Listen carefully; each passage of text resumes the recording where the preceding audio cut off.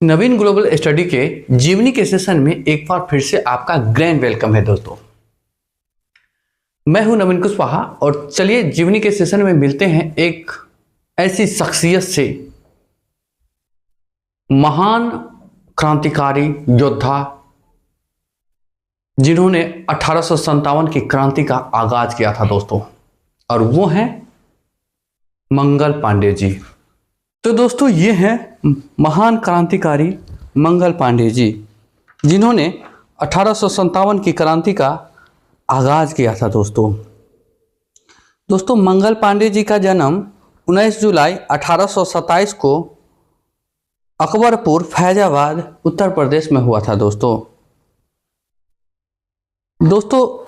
गोरे हुक्मरानों की अन्यायपूर्ण व दमनकारी नीतियों के कारण विभिन्न स्तरों पर उनके विरुद्ध क्रोध एवं घृणा पनप रही थी दोस्तों। इस कारण विभिन्न स्तरों पर लोग चाहते थे कि अंग्रेजों को भारत से बाहर निकाल दिया जाए।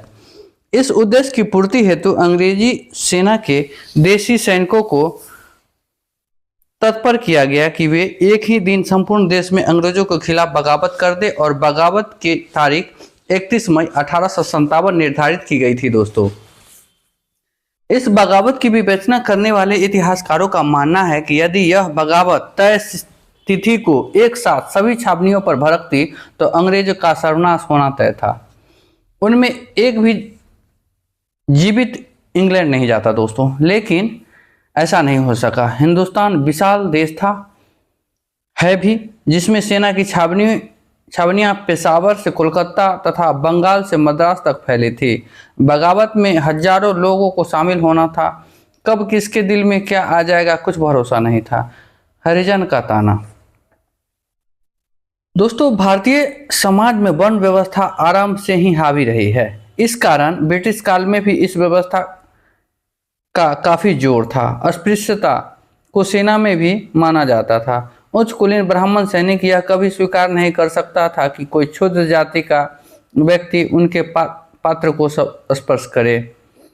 कोलकाता की बैरकपुर छावनी का यह किस्सा, जिसे बगावत की तारीख से ही पूर्व बंगाल को शुरू कर दिया था। दरअसल एक हरिजन ने ब्राह्मण सैनिकों को कह दिया था कि अगर मैं तेरे लोटे से पानी पी लूंगा तो तेरा धर्म भ्रष्ट नहीं होगा, क्योंकि वह तो अंग्रेजों के दिए उन गाय की चर्बी के कारतूसों से हो चुका है धर्म भ्रष्ट। दोस्तों ब्राह्मण को नहीं पता कि कारतूस किस प्रकार उसका धर्म भ्रष्ट कर सकते हैं, अतः उसने पूछा, क्या कारतूस पर गाय की चर्बी लगी है? हाँ लगी है। तुम्हें बंदूकों के लिए जो कारतूस दिए गए हैं उन पर गाय की चर्बी लगी होती है। दोस्तों उन्होंने बंदूक में डालने से पूर्व दांत से काटना पड़ता था दोस्तों। सभी तो काट चुके हैं, किसका धर्म बाकी बचा है? हरिजन ने ब्राह्मण सैनिक को उस जानकारी से अवगत कराया जिसके लिए उसने पहले ताना दिया था। उसके उस ताने ने तूफान मचा दिया। चर्बी वाली बात संपूर्ण छावनी में फैल गई कि कारतूस पर चर्बी लगाई गई है। ईसाई हुकूमत हिंदुओं व मुसलमानों का धर्म भ्रष्ट करना चाहती है। उस वक्त बैरकपुर छावनी में 34वीं पलटन तैनात थी दोस्तों। करीब बंगाल में एक अन्य 19वीं पलटन भी थी। कुछ समय तक ये दोनों पलटनें अफगानिस्तान के युद्ध में कंधार में साथ साथ रही थी, अतः इनमें काफी भाईचारा व समन्वय का भाव था दोस्तों। देशी सैनिकों को उन दिनों 7 रुपये मासिक वेतन मिलता था। उसके एवज में वे कंपनी के प्रति निष्ठा की शपथ लेकर जान देने को तत्पर थे, किंतु धर्म बलिदान करने की कोई भी शपथ उसके द्वारा नहीं ली गई थी। इस कारण उन्होंने निश्चय कर लिया कि वे अपने धर्म की रक्षा के लिए संघर्ष करेंगे और चर्बीयुक्त कारतूसों का उपयोग किसी भी सूरत पर नहीं करेंगे दोस्तों। वह अपने उस अटल इरादे हेतु कोई भी परिणाम भोगने को तैयार थे। यहाँ धर्म का भाव एकाएक ही इतना मुखर हो गया दोस्तों कि इसमें मातृभूमि का गौरव और निज हित की भावना का भी समावेश हो गया। तब दोस्तों कारतूसों को कैसे नकार दिया गया? सर्वप्रथम नए कारतूसों का उपयोग करने का हुक्म 19वीं पलटन को प्राप्त हुआ। उसके सैनिकों ने कारतूस को स्पर्श करने से मना कर दिया। गोरे अधिकारियों को इस इनकार ने बेहद गुस्सा दिलाया। इस काले देशी सैनिकों की इतनी औकात कि वे गोरे अधिकारियों के आदेश मानने से मना कर दे। तय किया गया कि संपूर्ण पंटल को ही भंग कर दिया जाए और इनकार करने वाले सैनिकों से वर्दियां और शस्त्र वापस ले लिया जाए। लेकिन बिल्ली के गले में घंटी कौन बांधे? शस्त्र और वर्दियां कैसे छीने कौन? अंग्रेजों की हुकूमत देशी सैनिकों के दम पर ही चल रही थी। गोरी सेना तो बेहद सीमित थी। उन्हें पता था कि इस काम में 34वीं पलटन भी उसका साथ नहीं देगी। उन्होंने तत्काल ही बर्मा से, जो उस समय हिंदुस्तान का एक प्रांत था, अंग्रेजी सेना बुलाई और तय किया कि 34वीं पलटन को बैरकपुर लाकर उसकी मौजूदगी में अंग्रेज सेना के 19वीं पलटन से हथियार छीन लेगी। देशी सैनिकों के लिए यह बड़े धर्म संकट की हालत हो गई। सभी छावनियों में एक साथ बगावत की तिथि 31 मई मुकर्रर की गई, जो अभी से 2 माह दूर थी। आज अंग्रेज 19वीं पलटन से शस्त्र छीन रहे हैं, कल 34वीं पलटन से शस्त्र छीनेंगे। यह सिलसिला चल पड़ा तो 31 मई तक सब से पूर्व ही सभी देशी पलटनों से शस्त्र रखवा लिए जाएंगे। तब करने को कुछ शेष नहीं रहेगा, संपूर्ण योजना व्यर्थ हो जाएगी। किंतु यदि अभी शस्त्र उठा लेते हैं तो भावी क्रांति की कलई खुल जाएगी।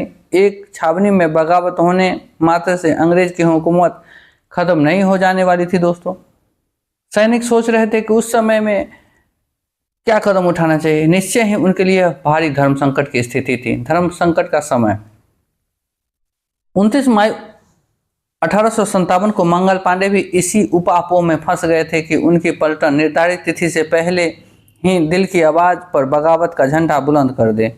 29 मार्च 1857 को ऐसा ही अवसर आया जब मंगल पांडे देख समझ रहे थे कि सैनिक से शस्त्र और वर्दियां ले ली जाएगी। जितना भी वक्त मंगल पांडे को सोचने के लिए मिला, उन्होंने अपना निर्णय कर लिया और दिल और दिमाग उनके दिमाग पर दिल हावी हो गया। मंगल पांडे एक सैनिक थे, किंतु जोश में वह होश खो बैठे। उन्हें लगा कि यदि बगावत होनी ही है तो उस मुहूर्त का इंतजार कौन करेगा। अभी तत्काल, इसी वक्त, अभी नहीं तो फिर कभी नहीं। वक्ती जुनून के अंतर्गत उन्होंने एक अटल फैसला कर लिया। उन्होंने निश्चय किया कि अपने जीवित रहते वो अपने साथियों के शस्त्र कदापि नहीं छीनने देंगे। उसके प्राण जाते हो तो चले जाएं। वह भूल गए कि वह एक सामान्य सैनिक है। पूरे सैन्य दल की नीति निर्धारित करने का अधिकार उन्हें प्राप्त नहीं है। बैरकपुर छावनी में बगावत के समर्थक नेताओं ने दूसरी छावनियों को समाचार भेजकर उनसे परामर्श मांगा, किंतु मंगल पांडे में उसका प्रत्युत्तर आने का इंतजार करने का धीरज ही नहीं था। उन्हें मंतव्य प्राप्त किया कि संपूर्ण पलटन को इसी पल बगावत कर देनी चाहिए, किंतु अन्य सैनिक राजामंद नहीं हुए। पूर्व से निर्धारित हुई बगावत की तारीख को बदलने की जवाबदेही वे कैसे लेते, इस कारण वे मंगल पांडे के निर्णय से खुश नहीं हो पाए। मंगल पांडे का क्रोध। यहाँ उचित और अनुचित का विचार बेहद विचारणीय है। दोस्तों, यदि मंगल पांडे सच्चे हृदय से समझते थे कि बगावत करने का यही सही समय है, तो अन्य साथियों के साथ लिए बिना गोली चलाकर किसी की हत्या करने का हक या ठीक नहीं था। ऐसे मौके पर महात्मा गांधी मेरी आत्मा तो यही कहती है यह कहकर अपनी मर्जी चला लेते थे, तो मंगल पांडे को आत्मा की आवाज़ का पालन करने के हक से कैसे वंचित किया जा सकता है। दोस्तों, किंतु मंगल पांडे के यूं ही सरेआम वक्त से पहले गोली चला देने से महीनों की मेहनत से रची गई योजना तबाह हो जाने वाली थी। उसका उत्तरदायी कौन होगा? मंगल पांडे फिरंगियों से काफ़ी नाराज थे। दोस्तों, तुरंत बगावत में उसका साथ न देने के कारण देशी सैनिक भी वह झुंझला गए। वर्दी और शस्त्र से सज्जित होकर वह परेड मैदान की तरफ चल पड़े। राह में उन्होंने बिगुल बजाने वाला मिला। उन्होंने उसे आदेश दिया, दुश्मन पर आक्रमण करने हेतु बिगुल बजाओ। बिगुलची को पता था कि मंगल पांडे ऐसा हुक्म देने का अधिकार नहीं रखते हैं, अतः उसने युद्ध का बिगुल तो खैर बजाया ही नहीं, बल्कि वह मंगल पांडे को भी यूँ देखने लगा जैसे मंगल पांडे विक्षिप्त हो गए हैं। मंगल पांडे उस समय विक्षिप्त ही थे, एक राष्ट्र प्रेम की भावना के आगोश में, क्योंकि राष्ट्र प्रेम विक्षिप्त हुए बिना कोई भी व्यक्ति अपनी जिंदगी दांव पर नहीं लगा सकता। जाहिर है बिगुल बजाने वाले ने हमले का बिगुल नहीं बजाया और तो मंगल पांडे अपनी ओर से प्रतिक्रिया देने में व्यक्त की। मंगल पांडे का सिंहनाद। मंगल पांडे यह चिल्लाते हुए परेड मैदान की तरफ दौड़े, भाइयों उठो, अब सोचो मत, फिरंगियों पर टूट पड़ो और उन्हें मौत के घाट उतार दो। संघर्ष करने का यही सही मुहूर्त है। यह अवसर निकल जाएगा तो फिर हाथ मलते रह जाना पड़ेगा। इस तरह सिंह गर्जन करते हुए मंगल पांडे ने परेड मैदान में दाखिला लिया और सर्जेंट मेजर ह्यूसन ने उन्हें चिल्लाते हुए आते देखा तो कड़क कर हिंदुस्तानियों को हुक्म दिया कि इसे पकड़कर बांध दिया जाए। बिगुलची ने मंगल पांडे का हुक्म अनसुना कर दिया। ह्यूसन का हुक्म देसी सैनिकों ने नहीं सुना। एक भी सैनिक मंगल पांडे को पकड़ने के लिए आगे नहीं बढ़ा। ऐसा पूर्व में कभी नहीं हुआ था। तब मंगल पांडे को पकड़ने हेतु ह्यूसन खुद आगे बढ़ा। मंगल पांडे ने भरी हुई बंदूक की नाल ह्यूसन की तरफ की और निशाना साधा और ट्रिगर दबा दी। दोस्तों, ह्यूसन को गोली लगी और वह पछाड़ खाकर धरती पर गिरा। ह्यूसन की आंखों में तब आश्चर्य के भाव थे। शायद मरते हुए उसे यकीन नहीं हो पा रहा था कि एक हिंदुस्तानी के हाथों में उसकी मौत कैसे हो सकती है। बहादुरी की बनगी। लेफ्टिनेंट वाब ने घोड़े पर बैठे यह मंजर देख रहा था। वह मंगल पांडे की ओर झपटा, किंतु मंगल पांडे ने दुनाली बंदूक की दूसरी गोली वाघ पर भी दागे। वह नीचे गिर पड़ा। मंगल पांडे बंदूक पुनः भरने लगे। तभी वाघ उठकर पिस्तौल ताने मंगल पांडे की तरफ बढ़ा। वाघ ने गोली चलाई, किंतु निशाना ठीक नहीं लगा। मंगल पांडे ने बंदूक छोड़ी और तलवार लेकर वाघ पर वार किया। तलवार के वार से वाघ का पिस्तौल वाला हाथ ही कट गया दोस्तों, और वह भी कटे वृक्ष की भांति जमीन पर गिर गया। वहां मौजूद सभी हैरान थे। एक दूसरे फिरंगी ने मंगल पांडे की तरफ बढ़ना चाहा, पर एक देसी सैनिक ने बंदूक के कुंदे से वार करके उसे भी जमीन पर गिरा दिया। मंगल पांडे ने अपनी साथी सैनिकों को बार बार बगावत के लिए उकसाया, किंतु किसी ने भी उसका साथ नहीं दिया। इस कारण नहीं कि उन्हें बहादुरी का अभाव था, बल्कि उसे इस कारण दुविधा थी कि वे निर्धारित तिथि से पहले बगावत करना ठीक नहीं होगा। इस समय तक किसी ने जाकर कर्नल हियसी को संपूर्ण ब्यौरा सुना दिया। उन्होंने तत्काल गोरे फौजियों को एकत्रित करने का आदेश दिया और परेड मैदान में आत्मघात का प्रयास। मंगल पांडे ने समझ लिया कि कोई भी उसका साथ नहीं दे रहा है, अतः वह फिरंगियों द्वारा थाम लिए जाएंगे, लेकिन वे ऐसा नहीं चाहते थे।